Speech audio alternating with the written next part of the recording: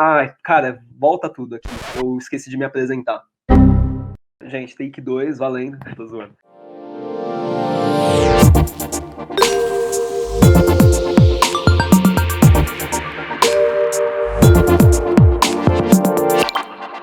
E aí, gente, tudo bem? Primeiro eu queria me apresentar, meu nome é Iago, hoje eu tô como Team Lead num projeto Design System dentro da ZUP.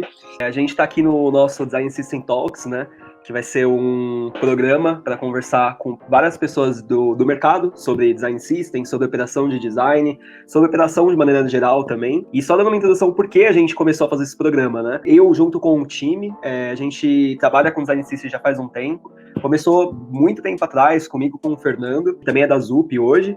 A gente começou a idealizar coisas Design System, a gente foi aprendendo muita coisa junto, e o time foi crescendo, trazendo mais galera junto com a gente, e a gente entendeu que, beleza, a gente aprendeu muita coisa sobre Design System, mas e o mercado, né? Como tá a galera, pra gente trocar figurinhas, entender o que a galera tá fazendo no mercado, e esse papo vai ser bem saudável, focando não só em criação de componentes, né, do Design System, mas também os bastidores do Design System, o que rola na empresa, né? E hoje eu tô com ele aqui também, o Patrício, que trabalhou com a gente na Caixa, ele é de Head de Design de lá, foi um projeto que a gente trabalhou junto com o Design System, e eu vou falar com ele aqui agora. Tudo bem, Patrícia? Fala, Iago, beleza, cara? Saudade Beleza? de você. E aí, Boa, pessoal? cara. Já... Queria que você se apresentasse aí pra galera. Não, então, como você disse, meu nome é Patrício, e Patrício vira Fabrício, Patrick, vira qualquer coisa. Então, normalmente, eu até no mercado me apresento como Neto, que é meu segundo nome, Patrício Neto.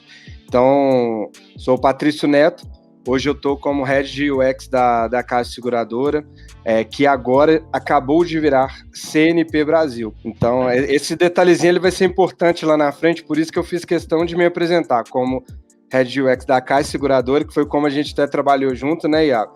Para depois levar para essa parte de CNP Brasil, porque isso mudou a história do projeto e mudou o tipo de solução que a gente teve. E aí, por conta desses desafios de home office, hoje eu tô aqui com meu fone gamer, descabelado, normal, mas doido pra gente continuar essa conversa aqui e ver até onde vai. Cara, perfeito. Como a gente já tava falando, né, a gente chegou a trabalhar junto com o Design System num período, a gente começou em outubro, né, com a galera antes mundo pré-pandemia. Mundo pré-pandemia, né? Conta um pouco pra gente, então, como foi essa história do Design System, né, dentro da Caixa Seguradora e toda essa parte de transição, né? Então, eu acho que eu vou um pouquinho atrás, é bem rápido, que eu vou na história do nosso time, porque o Design System ele veio para atender o momento do time. Então, assim, a primeira coisa que a gente teve que trazer dentro daquela empresa foi uma lógica de exatamente cultura de design. Então, a gente não tinha isso.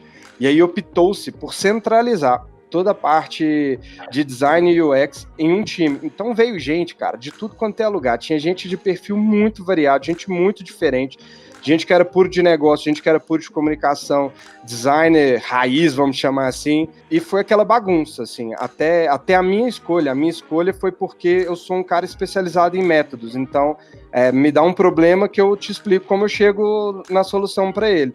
E aí a lógica era, a gente tinha diversas possibilidades de gente ali, de expertise diferentes, e aquele time para resolver problema. Então a gente começou a resolver problema, literalmente, do porteiro ao presidente da empresa. O nosso trabalho, a nossa colocação de transformação cultural, ela foi muito importante no movimento de digitalização da Caixa Seguradora como um todo. Só que chegou num ponto que a gente estava sendo muito acionado e a gente não tinha como atender todo mundo.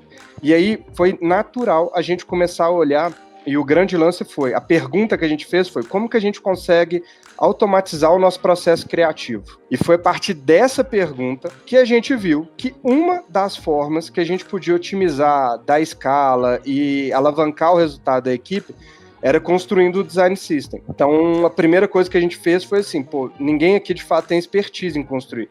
Por mais que a gente já conhecia do mercado e a gente achava que dava para fazer, ia sofrer demais se a gente não tivesse ajuda.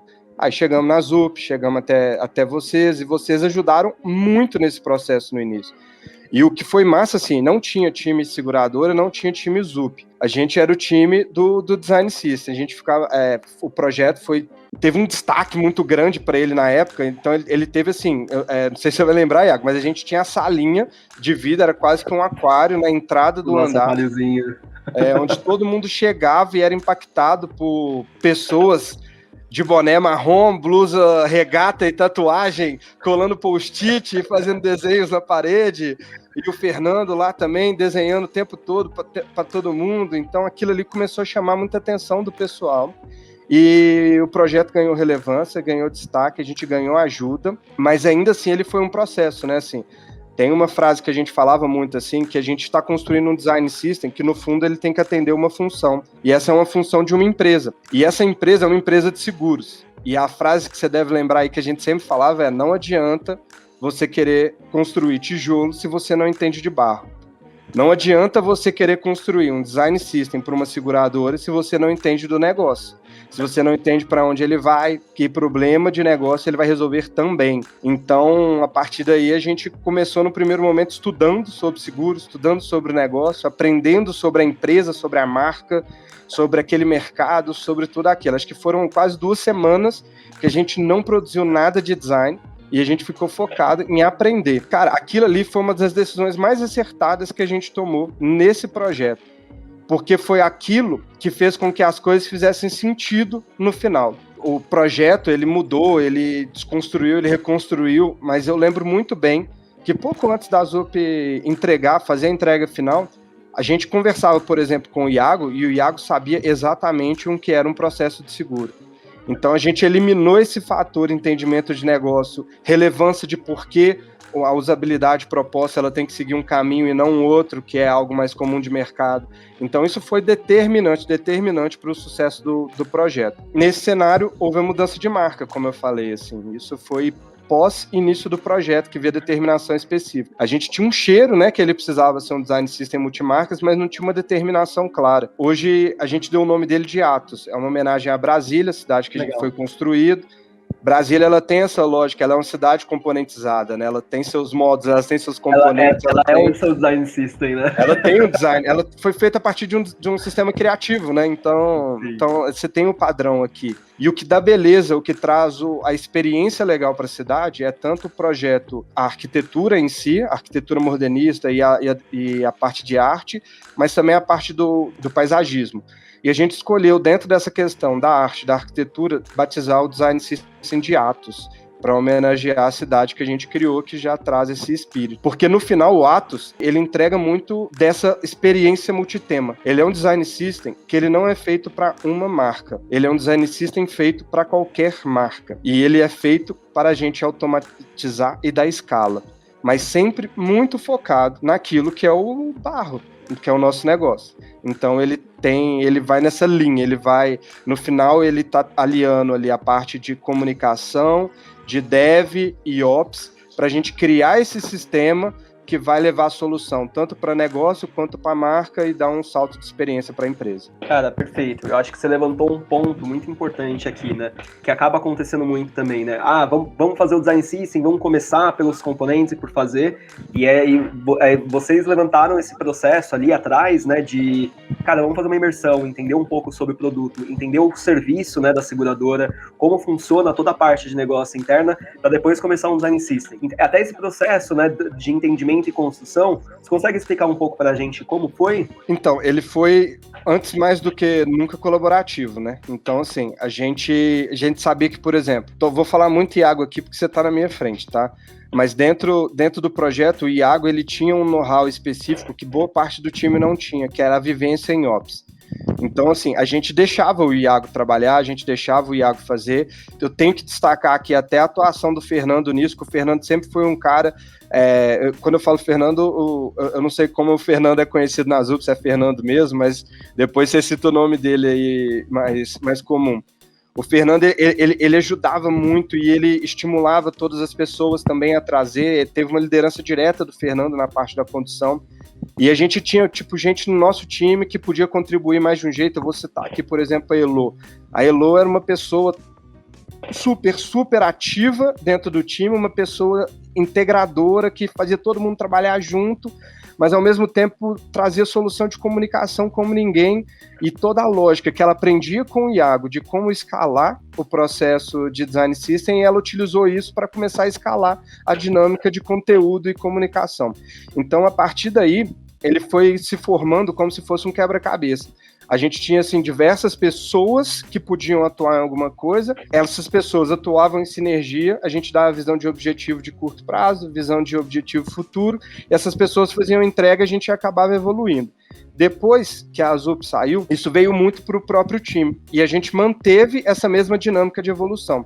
A gente passou a ter outros desafios que eles estavam mais vinculados ao time de dev, mas esse mesmo processo de construção, de entendimento, de estudo, de alinhamento e deixar a pessoa, qualquer especialista, contribuir com o que precisa foi o grande lance. E aí teve uma questão significativa também, que foram a questão das ferramentas. Eu não sei se você lembra, no início a gente tinha muita discussão das ferramentas. A partir do momento que a gente adotou o Figma, isso foi um divisor de água para a gente, porque a gente tinha uma ferramenta que ele estimulava esse estilo de trabalhar, esse estilo colaborativo, essa forma de construção. Então a gente conseguiu trazer com que todas as pessoas fossem para o mesmo ambiente. Aquilo ali ajudou a dar visibilidade sobre o que cada um estava fazendo, ajudou a dar visibilidade sobre a evolução. Inclusive os devs acabaram indo para o Figma também, depois a gente até entra mais em detalhes sobre isso, por conta disso, por conta desse estilo. Então teve essa transição, né, da Caixa Seguradora para a CNP, né? E hoje, como está funcionando o processo de Design Ops? Como vocês estão estruturando a parte de governança de biblioteca, essa parte de distribuição, né, para colaboração entre os designers? Como está isso? Antigamente, a gente tinha uma estrutura que ela era muito próxima de dev e design, a gente ficava muito próximo. O X ganhou um tamanho na empresa que hoje ele navega de estratégia, passando por produto e até design. Então, design também é uma coisa que a gente faz, mas não é mais a única coisa que um time de UX entrega, né? Na verdade, nunca deve ser, mas às vezes, perfeito, né? E então hoje a gente a gente está trabalhando exatamente para não perder todo o fluxo que a gente trabalhava lá atrás, porque agora a gente tem diretorias diferentes. Mas começar isso dentro de uma mesma diretoria facilitou muito o processo de comunicação e de alinhamento. O que a gente fazia na parte de Ops, basicamente, deixa eu só fazer um parênteses aqui. Vamos dividir aqui na parte que o Design System era o projeto e a parte que ele virou um produto. Na parte que ele era um projeto, que foi quando você estava mais forte ali até, a gente fez uma entrega baseada pelo escopo de entrega. Então a gente tinha aquele escopo bem definido, a gente tinha o que precisava entregar. A partir dali a gente entendeu volume de componentes, a gente entendeu quantitativo de jornadas e tudo mais. E isso foi a entrega, e isso ficou tangível de ser implementado. A partir do momento que o Design System virou um produto, a gente precisou trabalhar processo de gestão desse produto. Então, a gente começou a olhar para o nosso Design System dentro de uma mesma lógica que você olha para qualquer produto de mercado. Então, o Atos passou a ser o grande produto do time do DS. E como todo bom produto, ele tem um backlog. Como todo bom backlog, ele tem aquilo que precisa ser priorizado e aquilo que está mais relacionado à visão futura. Então, o primeiro passo da nossa operação, ela está muito vinculada ao entendimento de para onde a gente deve evoluir o Atos, qual é o caminho que ele deve seguir, sempre baseado nessa visão de estratégia para alimentar negócio, marca e experiência. Quando entrou a necessidade clara de ser um design system multimarcas, a gente teve que priorizar isso para o negócio. E aí eu vou contar do Ops trazendo como a gente fez isso para o multimarcas. Então isso veio como o item a ser priorizado. A partir do momento que ele foi o item a ser priorizado, a gente conseguiu trazer ele para dentro da esteira de solução. Então a gente fazia groom, a gente entendia essa demanda, a gente entendia como deveria evoluir. A partir daí, a gente começava a fazer as aplicações baseado em teste rápido. Então, assim, a gente não queria chegar com a solução ótima, a gente conversava, alinhava, entendia como aquilo poderia ser, mas o grande fator disso tudo continuou a ser a forma como as pessoas trabalhavam nesse projeto. Continuou sendo o cara de dev, trocando ideia todo dia com o cara de design, trocando ideia todo dia com o pessoal de negócio e todo mundo entendendo onde a gente queria chegar, para onde a gente ia. E aí a gente estruturou o nosso design system, a gente manteve a lógica de organização dele baseado na época que ele era um projeto, então ele é agrupado em temas, que são grandes composições, itens centrais de marca, então nós estamos falando de cores, tipografia, tudo aquilo que entrega o que é a marca. A gente tem os módulos, que são grupos de valor em conjunto, então eles estão muito vinculados a melhores práticas de usabilidade e principalmente target de função. Então eu tenho um módulo de conversão, eu tenho um módulo de relacionamento, eu tenho um módulo de profundidade de conteúdo, e eu tenho os componentes, que a gente, vamos chamar assim, que é o mais próximo da visão atômica que a gente tem. Então, a partir dessa estrutura de 3 níveis, a gente começou a trabalhar muito forte o tema. E o grande lance disso tudo foi deixar módulo e componente bastante flexível, os design tokens bastante flexíveis, para que a gente pudesse gastar até um tempo maior no que seria o cadastro do tema, para que a gente pudesse ter de forma bem clara o que era CNP, o que era marca Caixa Seguradora, o que era qualquer outra marca que o grupo viesse. E uma coisa que ajudou nesse processo foi que esse time, ele assumiu uma posição na holding. Então hoje a gente atua como dentro da holding CNP. Então a gente tem todas as empresas e todas as marcas, ressalvo uma marca específica, mas todas as marcas dentro da nossa estrutura de design system. Então hoje, o mesmo esforço que eu gasto para construir um ambiente logado para a marca CNP, eu gasto para construir qualquer ambiente logado de outra marca do grupo. Porque o que eu preciso fazer não é mais em aspecto de usabilidade ou função. Eu preciso só, vamos chamar assim, trocar o tema.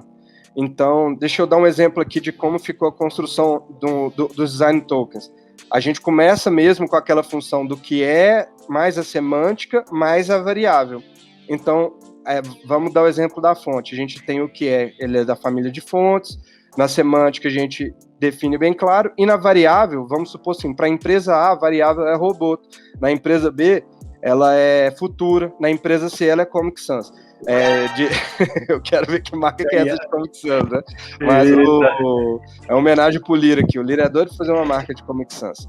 E no final é isso. Então a gente consegue flexibilizar toda a aplicação sem perder aquela estrutura principal. Uma interface no final, ela precisa ajudar o usuário a encontrar o que ele quer e trazer o objetivo de negócio. Então isso eu não posso perder para nenhuma marca.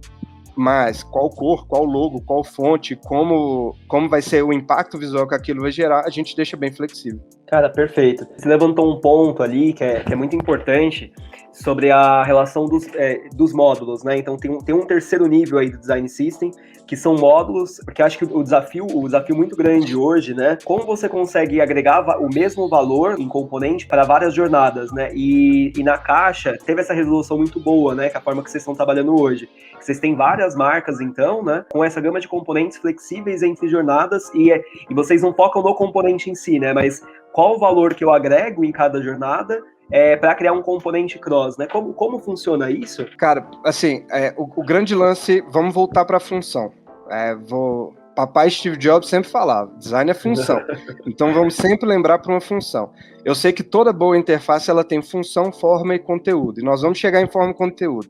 Mas se você não tiver bem definido o que é a função, isso não vai para frente. Então o grande segredo do módulo, de qualquer módulo, é você entender para que ele serve, qual o problema ele quer resolver. Então, um banner que é voltado para conversão, ele vai ser um banner voltado para conversão em qualquer empresa. Se você entender a dinâmica de como aquilo funciona, e aí eu vou dar uma viagem pequena aqui, a dinâmica de como funciona, ela está sempre baseada no comportamento humano. É sempre um estudo antropológico por trás de qualquer interface. Então, se você entender qual o problema humano você está resolvendo por trás e como as pessoas se comportam ao interagir com aquela interface, cara, o banner, o conteúdo, a frase ou o jeito que você vai colocar ele na tela, ele passa a ser secundário. Você vai estar resolvendo o problema de necessidade de qualquer usuário. Então, o grande segredo do módulo é isso, você concentrar na função que ele precisa exercer de resolver uma necessidade real humana. Então, voltando para o banner de conversão, a gente sabe que eu preciso ter uma estrutura de entregar marca. Então, eu tenho que ter espaço para isso. Só que isso não pode ser mandatório. Eu tenho que pensar em boas práticas de usabilidade para a solução mobile, para a solução desktop. Mas a gente sempre prioriza aqui dentro a construção mobile, porque por uma questão de facilidade de adaptação. A gente foca no mobile muita questão de primeiro impacto, de clareza, de facilidade de acesso. A gente tem produtos complexos Então a gente tenta ser o mais simples possível para exatamente facilitar ali até o dedão a chegar no botão no lugar certo. Então a gente presta atenção nesses parâmetros de usabilidade. O botão principal, ele vai estar numa cor de contraste ao fundo do banner, então eu já limito algumas cores que eu vou utilizar nessa imagem, e não mais, eu acho que o grande lance, por exemplo, de alguns módulos foi, não mais eu vou pegar uma imagem que não faça sentido a um módulo. Não mais eu vou pegar um ícone ou uma ilustração que não faça sentido dentro daquele módulo. Todo esse conteúdo, seja ele escrito ou visual, ele tem que estar integrado àquela função. Ele tem que se adaptar àquela forma. E no final acontece quase como uma simbiose entre a função que eu preciso criar, a forma que eu vou propor para trazer a melhor prática de usabilidade e o conteúdo que eu vou entregar naquela tela. Na hora que, talvez o primeiro exercício que você fizer de fazer esses três se equilibrarem, ele vai ser doído, porque você vai ter que abrir mão de alguma coisa. Pô, você vai ter que abrir mão, às vezes, de um artigo, você vai ter que abrir mão de um enter, você vai ter que abrir mão daquela curvinha que você quer naquele card, você vai ter que abrir mão de um acorde, você vai ter que abrir mão de alguma coisa.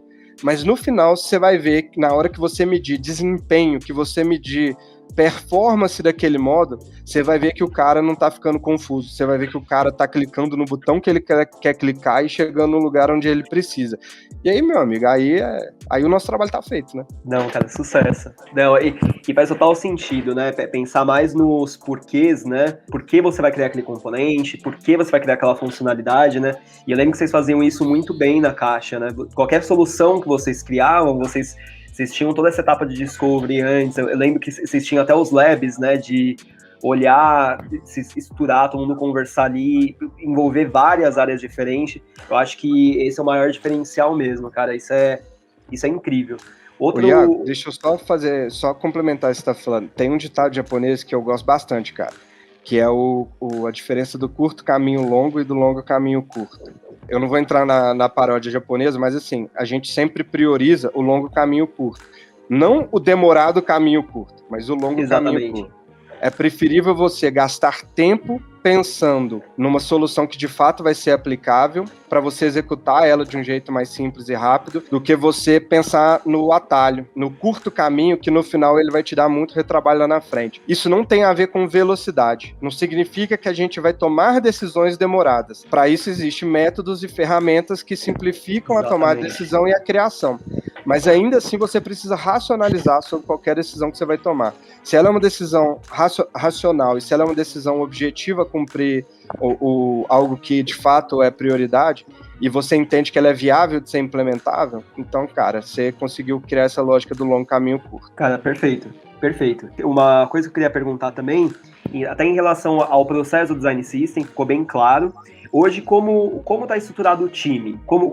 Tem um time de Design System? Como funciona essa governança? A gente tem um time de UX, e a gente trabalha um portfólio de valor, vamos chamar assim. E a gente tangibilizou isso em produtos, mas para essa conversa eu posso trazer nesse outro nível, que ele é uma lógica de onde a gente agrega valor dentro da empresa. A gente não é um time de Design System, mas Design System é uma parte principal, e eu olho como eu vou chamar, é a principal ferramenta de como a gente consegue gerar valor em todos os aspectos da nossa atuação. Então a gente tem 3 pilares: estratégia, produto e design. Dentro de estratégia, a gente olha desde estratégias go-to-market, estratégias corporativas, pesquisa, método, estudo, prospectivas, que são uma linha que eu acho que a gente ainda trouxe pouco para as áreas de experiência como um todo, estudos prospectivos mais de mercado, e até entendimento de jornadas mais profundas. Quando a gente entra em produto, a gente está olhando jornada de produto específico, e a gente está olhando criação de produto. Produto barra serviço. Sempre que eu falar produto aqui, eu estou falando produto barra serviço, tá? E quando a gente entra em design, a gente tem a lógica de transformação cultural através de metodologias e ferramentas que ajudam a chamar a gente a resolver problemas junto com o nosso time. E aí entra o Design System. O Design System, ele é a forma como a gente consegue dar escala e aumentar a nossa capacidade de entregar para as outras áreas. Se hoje eu consigo ser eficiente entregando valor para uma área de produto, para o presidente, para o porteiro ou para qualquer outra pessoa, eu consigo porque a gente conseguiu escalar o processo criativo dentro da nossa empresa. A gente conseguiu trazer uma lógica de automação do processo criativo. Então, hoje, o nosso designer, ele não, vou botar entre aspas, ele não perde tempo desenhando o botão. Perfeito. Ele perde tempo entendendo como ele consegue agregar valor dentro daquela jornada.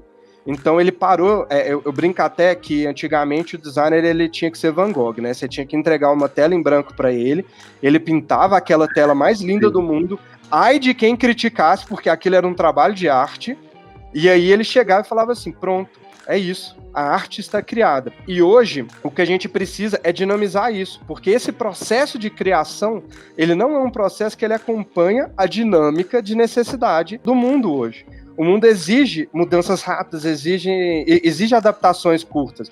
Então o designer ele tem que entender isso. Para que eu vou ficar pensando em como eu vou entregar diversas formas de marcas se eu posso entregar diversas formas para resolver o problema das pessoas? Então hoje o nosso designer ele acaba brincando de Lego, mas isso não limita o processo criativo. Ele monta toda a parte, só que a gente sempre encara situações que a gente tem que criar de novo. E aí entra aquele ímpeto criativo.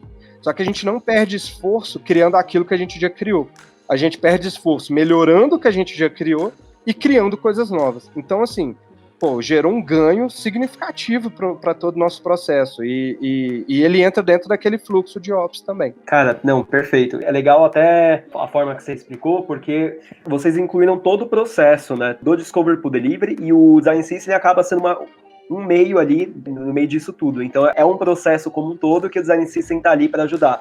E acho que o mais legal, pelo que eu entendi, todo designer utiliza o Design System, já de uma maneira orgânica, né? A gente parte do princípio até de uma outra coisa, que toda pessoa é designer. Igual todo mundo é médico e comentarista de futebol e político hoje em dia, todo mundo, pra gente, é designer. A pessoa, às vezes, só não tem um conhecimento para aquilo, não teve oportunidade de deixar aquilo aparecer. Então, a gente tem, por exemplo, estagiário que entra no time, uma pessoa, sei lá, o Antônio, por exemplo, ele está formando engenharia de produção. Ele nunca teve contato com nenhuma disciplina de design. No primeiro mês dele, ele fez uma entrega de uma jornada completa e ele entregou todas as interfaces dessa jornada. Aí, olha a curva de aprendizado que a gente conseguiu gerar. Olha o ganho de tempo, de valor, quando eu falo valor, investimento mesmo financeiro nisso aí, por redução da curva de aprendizado que a gente ganhou, porque a gente tem um processo criativo mais sistematizado e a gente consegue explicar para uma pessoa como ela tem que trabalhar. E a gente tem uma ferramenta amigável para fazer isso acontecer na prática. A pessoa não tem que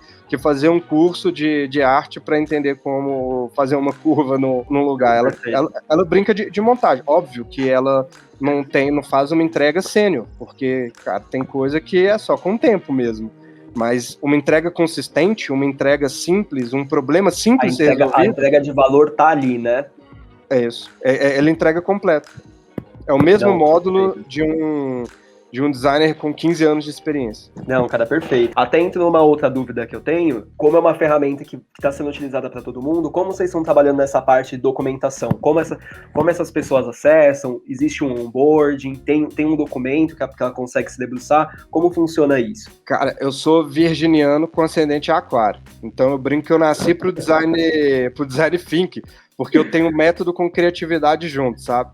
Então eu sempre procuro olhar para o método, para a forma como a coisa vai acontecer. Mas esse lado aquariano, ele me manda sempre tentar ser mais orgânico e aceitar que as necessidades vão acontecer e vão surgir. Então isso foi uma coisa que a gente mudou muito lá atrás. Você deve lembrar das conversas que a gente teve no início e que ninguém sabia definir qual ferramenta de documentação a gente ia utilizar. E aí, assim, a gente, como time que podia dar aquela solução, veio muito até de você, a gente colocou assim, vamos seguir o Zero Height, porque a gente tem boas práticas de mercado para isso. E na época foi uma decisão muito acertada, porque foi uma ferramenta que ajudou a gente a estruturar como a documentação precisava ser feita. E aquilo foi fundamental para nascer, para acontecer. Só que por que eu fiz essa viagem do signo aqui no início? Quando a gente começou a ter o fluxo do Ops rodando, e a gente começou as pessoas a viver e trabalhar o Design System como produto, o time de dev começou a ficar incomodado de ter multiferramentas. E aí veio um dev que virou pra gente e falou assim, cara, o que vocês têm no Zero Height, vocês podem botar no Figma. Por que a gente tem que ficar entrando em 2 lugares? Vocês já pensaram em colocar isso aqui? Aí eu lembro que na época, o nosso designer lead, assim, do Design System, ele falou assim, cara, vai ficar um board gigante aqui, vai ser uma coisa que a gente vai aumentar muito a complexidade do Figma. Mas vamos fazer um teste, vamos tentar. E aí a gente começou a trazer todo aquele material do Zero Height, aí eu vou fazer menção até a outra empresa, isso também, a gente conseguiu pegar muito case de mercado com o pessoal da Meiuca, num projeto de aceleração que a gente fez, que foi fundamental pra gente também, a gente conseguiu ver um jeito, uma forma que poderia ser o caminho que a gente poderia levar isso pro Figma a partir de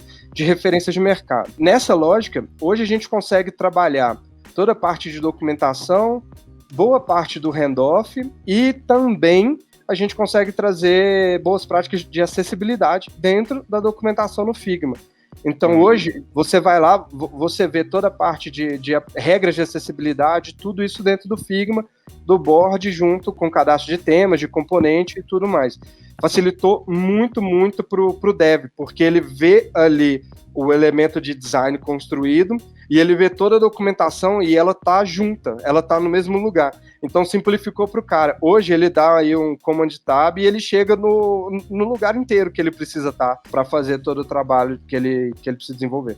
Não, sucesso. Existe alguém, uma pessoa responsável por documentar ou várias pessoas documentam? Como funciona esse processo? Sim e não. Não, porque o time é responsável pela documentação.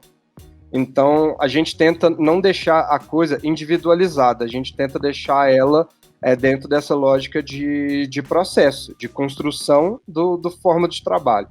Mas, por exemplo, hoje a gente acabou, até pelo sucesso do projeto e do que a gente acabou gerando de impacto, nessa pandemia a gente perdeu muito dos especialistas que a gente tinha, e a gente está construindo o time com novas pessoas. Então, tem uma pessoa em especial, que é o Birinha, né, que ele exerce uma liderança dentro do Design System muito mais forte do que as outras pessoas. Mas, por exemplo, a gente tem a Alice, que já trabalhou com a gente lá atrás, voltou, que já tem uma presença sênior e toca bem sozinho também. Então, assim, no final das contas, acaba que fica mais com essas 2 pessoas no dia a dia, mas por capacidade e entendimento geral da solução. Só que é um processo que, vamos dizer assim, a responsabilidade é da equipe. Não, perfeito. Hoje a equipe cuida como um todo, né? Só que aí tem 2 pontos focais ali que tem mais relevância no dia a dia. Que dá meio que assim, dá liga, né? Assim como o time de dev, eu acho que é impossível você pensar que times inteiros ficarão próximos de times inteiros. Você sempre tem que encontrar aqueles pontos de sincronia mais fácil, onde a conversa flui melhor. Então, assim, o time de dev também tem figuras de lideranças, tem figuras que têm até uma vontade maior de interagir com disciplinas de design. Então, cara, por que eu não vou deixar esse cara fazer a tradução, às vezes? Por que eu não vou deixar esse cara ser uma ponte? Não é que eu estou eliminando o time, eu só estou dando estímulo para a coisa fluir de um jeito mais orgânico. E isso foi o grande fator de sucesso desde o início, você vai lembrar desde a época lá do projeto. A gente chegou a trocar pessoas que não estavam tendo facilidade em conversa, em diálogo, por pessoas que se sentiam mais à vontade naquilo ali. E deixar as pessoas mais à vontade, dar o desafio criativo, sempre foi algo que fez a gente dar grande espaço. Então, segue nesse jeito. Cara, perfeito. E aí você levantou, né, o time de desenvolvimento hoje. E como é essa integração com a galera, em relação ao processo, como tá isso hoje? Quando a gente estava junto, a gente estar junto no início foi fundamental para trazer essa conversa para o mesmo lugar. Só que outra coisa foi formação. Foi um divisor de águas a gente levar o time de dev para a formação de design system que a gente fez junto com o pessoal da Meiuca. E aí, a gente falava de design tokens, mas eles não entendiam o que era esse negócio. E a gente nunca conseguia chegar numa mesma linguagem. E, talvez o grande problema sempre foi semântica, tá? O grande problema. O que eles chamavam de sections, a gente chamava de módulos. Então, às vezes a gente falava módulo, uma pessoa entendia uma outra coisa, eles falavam section, a gente não entendia nada. Então, o grande problema sempre foi semântica. E a partir do momento que a gente formou todo mundo em Design System, e as pessoas começaram a entender os problemas que a gente tinha, possibilitou que a gente entendesse o problema que eles tinham. E, cara, foi bizarro. Em um mês, no primeiro mês, assim, a gente começou a falar o mesmo idioma. E parecia que eram... Sabe aquela coisa, assim, de casal que tá brigado e não consegue se arrumar? E, de repente, acontece um evento e os dois estão de mão dada fazendo tudo que precisa junto. Foi isso, assim. De repente, a gente tinha o casamento mais feliz do mundo. E o grande lance que a gente resolveu foi semântica. A verdade foi essa. Porque e são universos diferentes, né? Porque o designer viaja um pouco, ele é mais viajado, e o desenvolvedor, por mais que às vezes seja front-end e tudo mais, ele é mais literal, né? O desenvolvedor é mais lógico, né? Então tem que ter essa liga entre os dois, né? Bem clara. Acho que a semântica acaba sendo o core, né, de tudo ali. E aí, profissionais como você, que você faz isso muito bem, que consegue fazer essa tradução, consegue interagir nesses dois mundos, eles são fundamentais em qualquer projeto que você vai fazer de implementação ou até mesmo de estruturação de um processo de Ops. Porque no final acaba que o objetivo que a gente quer é que ninguém mais fale o botão, né? Que a gente cite o design token, que a gente comece a falar no mesmo idioma. Então acaba trazendo muito dessa linguagem objetiva para o design, que não é ruim, isso não limita a criação, como a gente já falou aqui, mas isso ajuda, controla, de certa forma, o ímpeto criativo, mas controla no sentido de trazer consistência e não de trazer trava. E quando você faz isso, eu acho que você melhora o designer.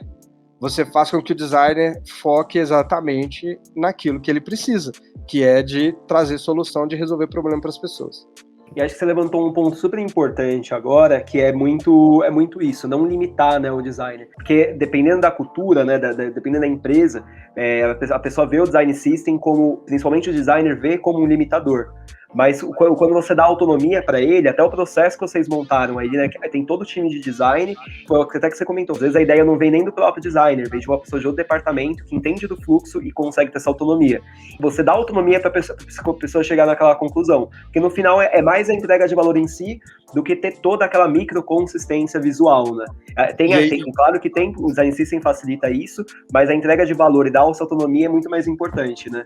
Perfeito. E aí, pensando até num trabalho de venda interna, porque querendo ou não, os nossos clientes são internos, né? A gente não vende para o mercado, a gente vende para dentro da empresa. Existe aí em algumas empresas, principalmente as grandes, aquela falácia de que, não vou chamar aqueles caras, não, porque eles vão ficar viajando e vão demorar para a gente chegar em alguma solução.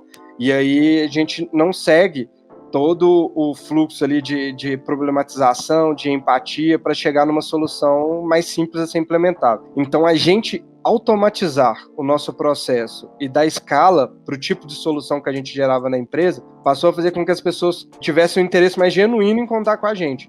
Então, hoje, a área de negócio, ela não tem mais a visão, lá vem aquela galera ficar viajando aqui. Eles sabem que a gente vai sair com uma solução simples.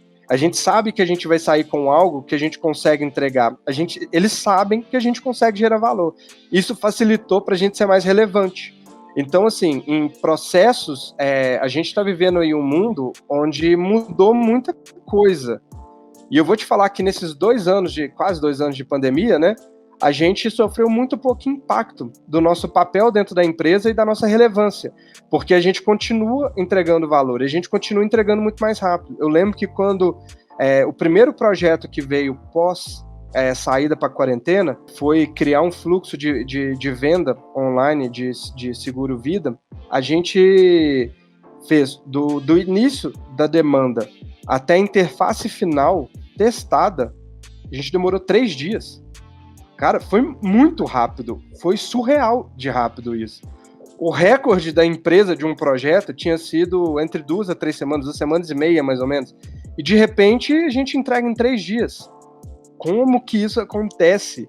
O que a gente ganhou de dinheiro investido nisso aí? Olha hora trabalho que a gente economizou, olha o esforço que a gente economizou, e foi uma solução de qualidade tão alta, mas tão alta, que ele teve pouquíssima refatoração. O resultado, o desempenho dela tá muito legal, e tá em crescente. Então, assim, em toda a cadeia foi muito positivo. Cara, aí chega um cara e fala assim, chama aqueles caras pra te ajudar, né? Vai lá que os caras são bons. Que bom que eu tô fazendo projeto aqui de novo com você e tal. e aí você fica mais relevante, né? E aí isso acaba sendo até o ganho de cultura em outros departamentos, né? Que você acaba fazendo um case interno de sucesso, né? Pô, vocês montaram um fluxo ali. Aí, pô, me ajuda aqui. Aí a cada departamento que vai colocando, quando chega o momento, vocês já estão integrados com a empresa toda. Cara, Perfeito. muito legal. Perfeito. Hoje, a relação ao design system em si, o produto, no caso de vocês, é muito mais, né, já um núcleo, né? Já é todo um chapter integrado com o design system. Como vocês medem o sucesso do design system? Vocês estão trabalhando com métricas hoje, tanto de usuário quanto de negócio? Como vocês estão medindo isso hoje? Bom, o design system é um produto, então ele continua evoluindo. A gente entregou a parte multitemas e a gente entende que a dinâmica de objetividade na função ela está também bem estabelecida. O grande lance que a gente está tentando automatizar agora é exatamente toda a parte de captação de métricas e entendimento de como a gente consegue escalar todo o trabalho de SEO e tagueamento. Então a gente está nesse momento querendo resolver esse problema, tá? A gente ainda não viu no mercado quem tá fazendo isso, então quem quiser trocar ideia e compartilhar, é só chamar aqui que a gente gosta de fazer junto tudo. Então, a gente quer fazer isso porque a gente tava com uma visão meio simples de ROI. O que eu falo uma visão meio simples?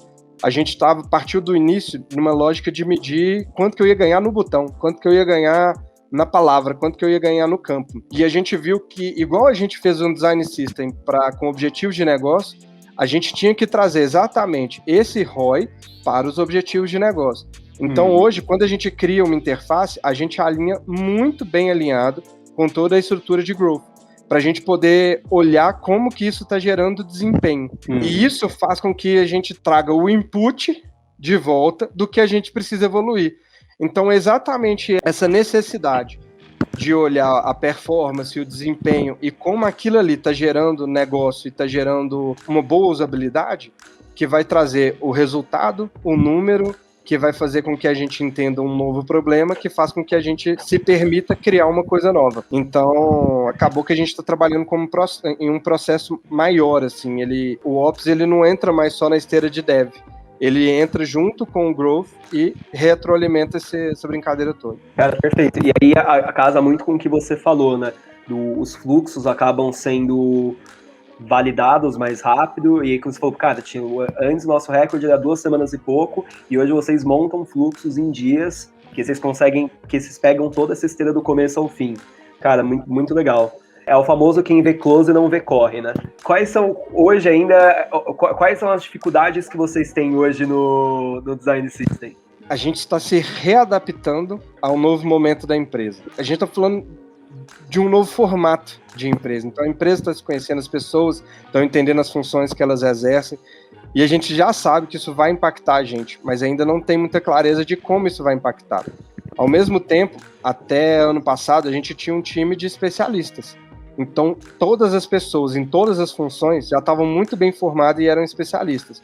E agora a gente está reconstruindo isso. Então, você tem o Lira, você tem a Alice, que são especialistas, a Samara, que já é uma especialista, mas você tem gente chegando que a gente vai precisar formar. Então, novas pessoas, lembra que eu falei que a gente tem método, mas no fundo é orgânico.